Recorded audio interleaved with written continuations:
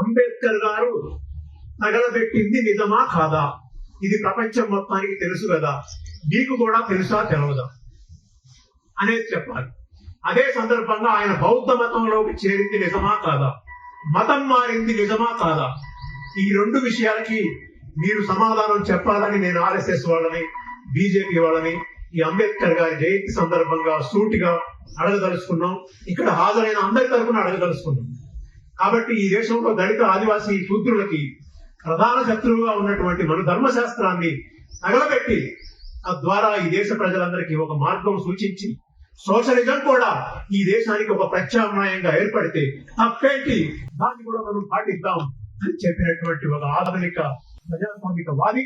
కాబట్టి ఈ దేశం ఆధునిక ప్రజాస్వామ్య లౌకిక రాజ్యంగా ఉంటేనే ఇది ఒక సూపర్ పవర్ కంట్రీగా ఎదుగుద్ది తప్ప మరో రకంగా ఈ దేశం మారితే ఈ దేశం మరింతగా మళ్ళీ 2000 సంవత్సరాలు వెనకబడిపోయేందుకు అవకాశం ఉంది అని చెప్పారు.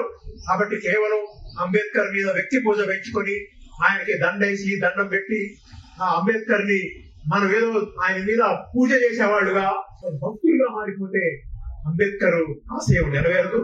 అంబేద్కర్ యొక్క రచనల్ని అధ్యయనం చేస్తే ఆయన భావజాలం ఎంతో బయటపడుతుంది.